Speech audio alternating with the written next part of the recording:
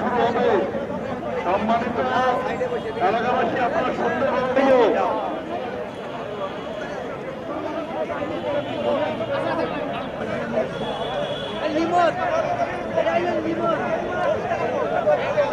আসসালামু আলাইকুম। বিশেষ এক মুহূর্তে যে দোয়া কবুল হওয়ার সময়, তো আমরা অযথা কথাবার্তা না বলে أعوذ بالله من الشيطان الرجيم بسم الله الرحمن الرحيم الحمد لله رب الناس ملك الناس إله الناس من شر الوسواس كما باركت على إبراهيم وعلى آل إبراهيم إنك حميد مجيد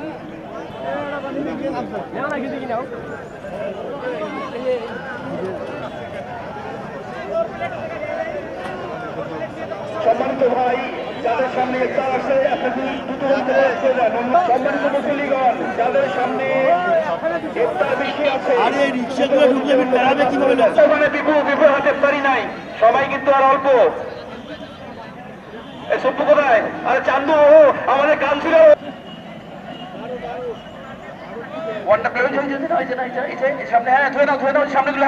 হট্টগোল করবেন না। আমাদের হাফেজ সাহেব দোয়া পড়াবে এখনই।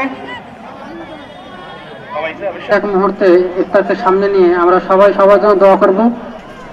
বিশেষ করে এই মুন্সিপাল تبارك ربنا وتعاليك يا ذا الجلال والإكرام توبنا بعد إذ هديتنا وهب لنا من لدنك رحمة إنك أنت ربنا واغفر لنا مولا زين مولا সামনে রব্বের পাবনা مولا يا رب العالمين يا مولا আমাদের প্রত্যেকের কবর আপনি মাফ করে দিন مولا রব্বুল আলামিন হেলাকনা সংকীর্ণ কবরখানা مولا আপু শহীদ মহিলা খালেদা জিয়া مولا তিনিও ইন্তেকাল করেছেন مولا রব্বুল আলামিন হেলাকনা। এই আয়োজনটা করি প্রথমত আল্লাহ সন্তুষ্টি লাভের আশায়, রোজা রাখি। ইফতার করা আমাদের ধর্মের রীতি অনুযায়ী আমরা ইফতার করি। দ্বিতীয়ত আমরা এখানে আমাদের মুন্সিপাড়ার অনেক বরেণ্য ব্যক্তিবর্গ মারা গিয়েছে, আমার বাবা মা মারা গিয়েছে, সবার মাগফিরাত এর জন্য দোয়া করি। আর এই ইফতারটা আমাদের সম্মিলিত মুন্সিপাড়াবাসীর ইফতার। এই ইফতারটা ঘিরে আমাদের একটা উৎসবমুখর পরিবেশ তৈরি হয়।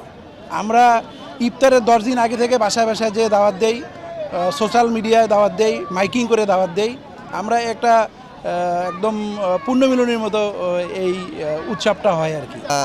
মুন্সিপাড়া ক্রীড়া সংস্থার ব্যবস্থাপনায় কেরামতিয়া স্কুল মাঠে আমাদের যে ইফতারির আয়োজনটি হয় প্রতি বছর, তো এর মাধ্যমে আমরা ভ্রাতৃত্বের একটা জানান দেই, যেটার মাধ্যমে ছোট ভাই বড় ভাই ধনী গরিব সকলে মিলে আমরা একটা দিন এই পবিত্র মাহে রমজান মাসের যে কোনো একটা দিন, তো আমরা বেসিক্যালি 3 বছর থেকে এটা করতেছি। আমাদের মূল উদ্দেশ্য হচ্ছে যে আমাদের এই মুন্সিপাড়ার সকল বাসিন্দারা আমরা এই রমজান মাসে মাগফিরাত মাসে